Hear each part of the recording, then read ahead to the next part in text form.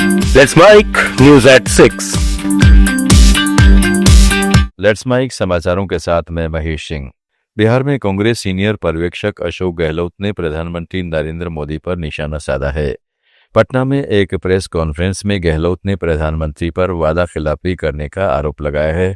उन्होंने कहा, प्रधानमंत्री ने बिहार के लिए 1.25 लाख करोड़ रुपए के पैकेज का वादा किया था, आज तक उस वायदे को पूरा नहीं किया गया है। कर्नाटक में कांग्रेस बनाम आरएसएस का विवाद अब और गर्माता जा रहा है। बेटे प्रियंक खड़गे के बाद अब कांग्रेस अध्यक्ष मल्लिकार्जुन खड़गे ने भी राज्य सरकार के फैसले का समर्थन किया है।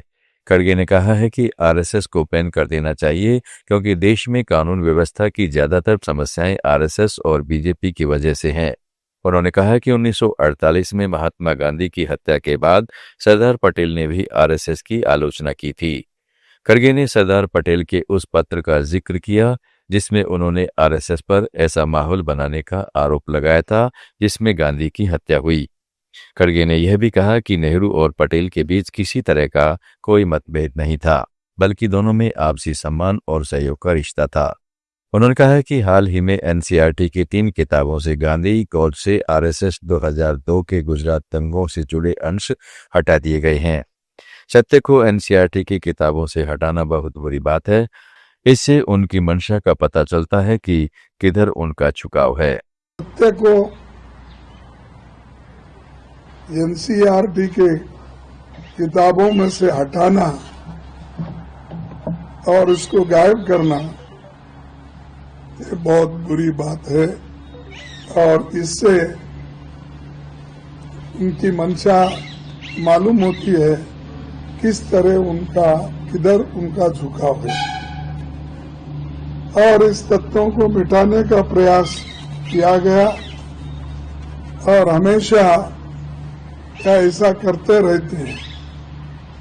झूठ को सच में तब्दील करने के लिए वो हमेशा ये करते हैं। उसमें तो हमारे देश के प्रधानमंत्री माहिर हैं। फिर उनके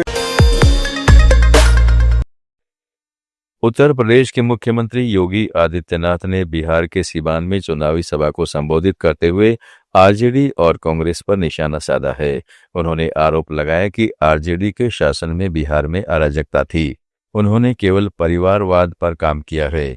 योगी ने कहा, कांग्रेस और आरजेडी जीतती हैं तो पहले आपका राशन बंद करेंगे, फिर नौकरी के नाम पर आपकी जमीन हड़प लेंगे। ये विकास तो नहीं कराएंगे, लेकिन इसके नाम अपराधियों का तांडव करवाएंगे। अपराधी कांग्रेस राजद के शागिर्द हैं। हमने कहा था ना कि यूपी में आएंगे तो दंगे फसाद बंद करवाएंगे। 8.5 साल में वहां कोई दंगा नहीं हुआ। आज जो लोग इंडी गठबंधन के रूप में आपके सामने आ रहे हैं, ये लोग विरासत को गाली देते हैं, विकास को बाधित करते हैं और गरीबों के कल्याण के लिए चल रही इन योजनाओं में फिर से डकैती डालने का और उसे हजम करने की रणनीति के तहत ये लोग सत्ता में काबिज होना चाहते हैं। याद करना, अगर कांग्रेस और आरजेडी जीतती है तो गरीब के राशन को सबसे पहले बंद करके हजम कर डालेंगे। नौजवानों की नौकरी के नाम पर ये लोग नौकरी तो नहीं देंगे, नौकरी के नाम पर आपकी जमीन को भी हजम कर डालेंगे।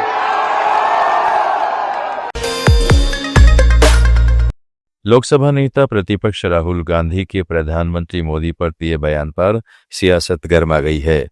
केंद्रीय मंत्री प्रहलाद जोशी ने कहा है कि उन्होंने प्रधानमंत्री मोदी के बारे में जो कहा है वो बहुत निंदनीय है। जब आप हार जाते हैं तो चुनाव आयोग और ईवीएम पर उंगली उठाते हैं। वोट नहीं देते तो प्रधानमंत्री जी के बारे में और किसी नेता के बारे में ऐसे अनाप शनाप आप गाली नहीं दे सकते हैं। जब आप हार जाते हैं, कभी कभार आप इलेक्शन कमीशन के ऊपर उंगली उठाते हैं और बाद में आप ईवीएम पर उंगली उठाते हैं, बाद में आप पूरा वोट चोरी, ये सब फालतू चीजें लगाते हैं, वो भी फेल हो गया। ये थे अब तक के खास समाचार। जुड़े रहिएगा लेट्स माइक के साथ। आप सुन रहे थे लेट्स माइक मोर देन